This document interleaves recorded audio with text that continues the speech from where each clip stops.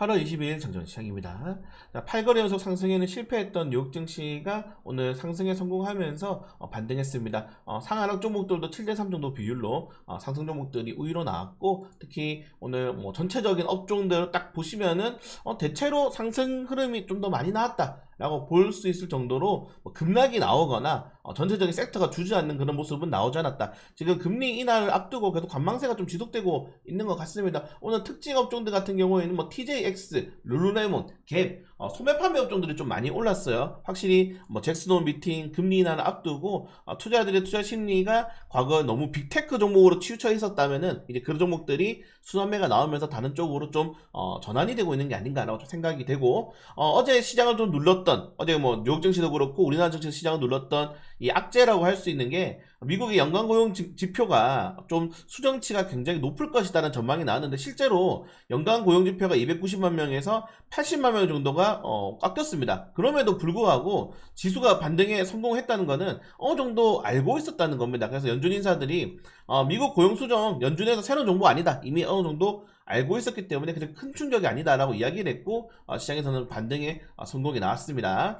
최근 국내 증시가 좀 계속 부진하다 보니까 지속적으로 외국계 투자하는 사업개미가 늘어나고 있다는 점들, 그리고 반도체, 조선, 방산, 시장에 이 주도주가 없는 상황에서 결국 투자자들의 관심도가 높아지는 것은 실적이 좋은 종목들, 조선주도 방산주도 실적 어마무시하죠. 그래서 실적 업종들 같은 경우에는 3분기에도 계속적으로 좋은 실적을 이어날 가능성이 높다고 이야기가 나오고 있습니다. 그래서 실적 업종들 같은 경우에는 좀 바닥 구간 천천히 모아가는 것도 나쁘지 않은 것 같고, 다만 시장의 거래대금이 계속적으로 줄어들고 있는 상황이기 때문에 결론적으로는 미국 대선이라든가 우리나라 같은 경우에는 내년에 금투세 관련된 논란도 있어서 어느 정도 포트폴리오 리밸런싱은 좀 필요하지 않나. 그러니까 지금 계속적으로 이 머니 무브라고 하죠. 자금 이동 일어나고 있어요. 우리는 가만히 있으면 안 됩니다. 손절할 거는 과감하게 손절하고 다른 종목들로 계속 리밸런싱 해야 되는데, 어제도 제가 카톡을 좀 많이 받았거든요. 그러니까 한 1년 전에 제가 추천했던 종목인데 어떻게 하나요? 갑자기 1년 만에 연락이 오셨어요.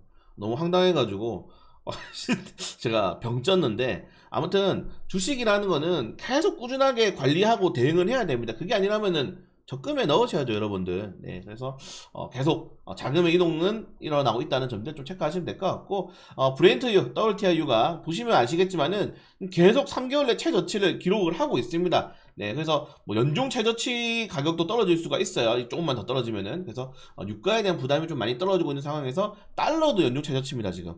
네, 그러니까 제가 요새 좀 말씀을 드리는 게, 이렇게 하나의 지표들이 연중 최저치를 찍는다거나 강한 변곡점을 이탈하면은 시장에서는 뭔가가 일어난다는 거거든요. 그럼 불확실성은 그렇게 긍정적이진 않습니다. 네, 그래서 좀 조심해야 될 필요가 있을 것 같고, 국채금리도 나쁘지 않게 마감을 했다는 점들, 이 정도까지 좀 보시면은 경제지표 확인 한번 넘어가시면은 될 것 같고요. 제가 오늘 말씀드리고 싶은 거는, 최근에 트럼프 관련 테마주를 좀 주춤했는데, 오늘 트럼프 후보가 이제 제3 무소속 후보인 케네디 후보와 손잡을 가능성이 있다는 뉴스가 나오게 되면서 지지율이 조금 많이 올랐어요. 네, 지지율이 좀 많이 올랐고, 실제로 트럼프 미디어가 13%나 급등을 했습니다. 네, 트럼프 관련 테마주죠. 급등을 했습니다. 그리고 최근에 트럼프가 밀고 있는 게 이제 소형 모듈러 원전이라 가지고, 또 모듈러 원전 관련 테마도 오늘 좀 올랐거든요. 어제도 많이 오르고. 그래서 실질적으로 트럼프 관련 테마주들이 오늘 크게 한번 국내 증시도 탄력을 줄 수 있지 않나, 이렇게 생각이 되고, 해리스 관련 테마가 좀 많이 오르기도 했고, 항상 여러분 이렇게 생각하시면 됩니다. 이 주식 시장도 그렇고, 이 선거도 그렇고, 이 추세가 바닥에서 오를 때는 관련 테마주들이 오르지만은, 이 고점을 찍을 때는 항상 관련 테마주들이 떨어지고, 시장에서는 언더독을 좋아해요. 네, 여러분들 언더독 약간 지금 1등보다는 2, 3등에 더욱더 좀 관심도가 높아질 수밖에 없습니다. 그러니까 트럼프가 지지율이 역전이 당했잖아요. 그러니까 이제 시장에서는 트럼프가 어떻게 또 지지율을 뒤집을까, 이런 식의 또 이제 뉴스들이 많이 나오게 되면 사람들이 트럼프의 관심도가 높아지게 되는 거죠. 그래서 항상 여러분들 테마주를 매매하실 때는 이게 이제 항상 환이야, 고점이야, 그때는 파셔야 됩니다. 네, 테마주는 짧게 보셔야 돼요. 테마주로 이제 대박을 나는 거는 진짜 갑자기 상한가를 2번 가는 게 아닌 이상은 점상 같은 거 가져가기 힘들어요. 테마주는 항상 좀 환희 때 파시는 게 좀 가장 좋지 않나, 이렇게 좀 말씀을 드리고 싶고요. 그래서 오늘도 트럼프 관련 테마주도 오를 것 같은데, 장전 라이브 방송에서 관련 테마주 정리해서 올려드릴 수 있도록 하겠습니다. 네, 그걸 제외하고는 트럼프가 지금 급하니까 오바마 이제 좋아하고 존경한다. 네, 미국인들이 가장 좋아하는 대통령이 오바마거든요. 그래서 오바마에 대해 갑자기 리스펙을 또 이야기를 하기도 했었고요.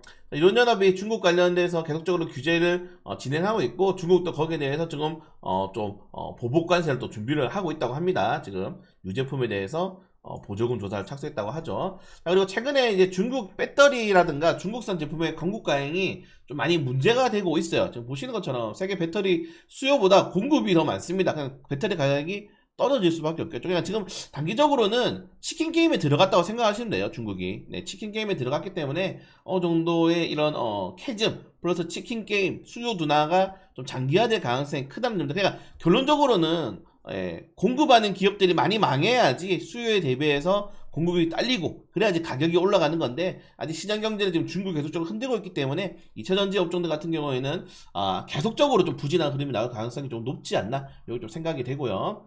한국이 10년새 수출 증가율이 중국과 대만에 밀렸다. 뭐 일본은 뭐 수출 일본과 비교할 게 아니라 우리나라 대만이랑 지금 비교를 해야 되는데, 그런 것도 있습니다, 여러분. 우리나라가 또 이제 10년 정도 더 지나면은 저 필리핀이나 베트남에도 경제 성장률이 따일 가능성이 굉장히 높다라고 생각이 돼요. 높다는 전문가들의 그런 의견이 계속 나오기 때문에 이게 지금 구조적으로 변화를 해야 됩니다. 이게 우리나라가 제조업으로는 안 돼요. 우리나라는 원자재가 하나도 없는 나라잖아요. 안 돼, 안 돼. 대만이랑 비교를 하시는 분들이 있는데, 대만은 국가 단위에서 TSMC를 밀어줍니다. 우리나라는 국가 단위로 삼성전자를 호되게 망하게 하려고 준비를 했지 않습니까? 지난 정권 때. 그래서 쉽지가 않다. 네, 결론적으로는 빨리 우리나라도 싱가포르라든가 이런 것처럼 금융권에 대한 뭐 4차 산업에 대한 준비를 좀 할 필요가 있지 않나, 이렇게 생각이 되는데 쉽지 않죠. 네, 그런 오피니언 리더가 없다, 우리나라에서는. 그리고 정부가 TMF 구제를 위해서 1조 6천억 원 추가적으로 지원을 하는데, 뭐 지원을 해야죠. 네, 소상공인들이 계속적으로 망하게 되면은 경제라는 건 원래 도미노기 때문에 네, 다 이런 것들에 대한 좀 세금이 투입되는 건 나쁘지 않다라고 생각이 됩니다. 그러니까 그 대신에 이거를 이제 재발 방지를 꼭 해야 되지 않을까, 여기 좀 생각이 되고요. 개별적인 뉴욕 정치 이슈 종목들 좀 하나씩 보시면 좋을 것 같고, 자, 포드가 미국 내 배터리 생산을 가속하겠지만은, 그리고 전기차는 속도를 조절하겠다라고 하게 되면서 최근에 완성차 업체들의 전기차 감소, 뭐 GM, 포드, 리비안 어마무시하죠. 그래서 전기차 업종들 같은 경우에는 좀 힘들 가능성이 높다는 점들 계속 말씀드립니다. 전기차는 지금이 고점이라고. 그리고 뭐 전체적인 EV 이슈 종목, 어제 유한양이 좀 아쉬웠죠. 네, 아쉬운데 어쩔 수가 없습니다. 유한양이 여러분들 차트를 보시면은 역사적 고점이었어요. 역사적 고점에 대한 기대감들, 제가 이제 재료 소멸에 대해서 영상 한번 올려드렸는데, 한번 시간 나실 때 이 재료 소멸 꼭 한번 보시면 좋을 것 같습니다. 테마 재료 소멸을 조심해야 될 필요가 있다는 점들, 그 정도까지 보시면 될 것 같고, 그리고 뭐 카카오페이 두산 관련해서는 좀 안 좋은 이슈들이 장기화가 되고 있네요. 그리고 오늘 잭스톤 미팅 드디어 진행을 하게 되고, M83 어제 TDS팜이 드디어 따다상을 기록을 했죠. 이게 4개월 만인가 그렇다고 하더라고요. 그래서 M83도 사실 기업 이 섹터는 마음에 안 들지만은 오늘 한번 좋은 흐름 보여주면은 나쁘지 않을 것 같습니다. 네, 이 정도까지 내용이 있고, 최근 증시 트렌드 변화가 굉장히 빠릅니다, 여러분들. 너무 빨라요. 그러니까 오전 오후 다르고 거의 시간마다 테마주가 빠르게 전환이 되기 때문에, 내가 그 테마주를 적극적으로 대응하지 못하시는 분들은 매매를 쉬시는 게 좋고요. 지금 방향성이 아직 안 나왔죠. 국내증시 같은 경우는 2700포인트에서 지금 계속적으로 변곡점을 치고 있는 구간이기 때문에 조심해야 될 필요가 있을 것 같고, 항상 비중을 작게 들어가면은 그렇게 크게 무리가 될 게 없습니다. 10만원 넣고 하한가만 줘도 마이너스 3만원이에요, 여러분들. 그래서 항상 에버리징 매매, 기본적인 매매를 좀 디폴트 값으로 잡고 가시는 게 가장 좋지 않나. 그거 아니면은 모르겠어요. 네, 제가 오늘 좀 힘이 빠지는 게, 아까 1년 전에 오랜만에 연락 왔던 분이 몰빵을 하셔가지고 이제 또 갑자기 또 어떻게 하냐고 물어보는데, 뭐 저한테 왜 물어봅니까? 저도 몰라요. 그러면은 저도 모르겠습니다. 아무튼 테마주의 그런 순환매가 굉장히 빠르기 때문에 좀 대응 잘 하실 필요가 있고, 오늘 또 뭐 라이브 방송에서 관련된 내용들 계속 브리핑 해드릴 수 있도록 하겠습니다.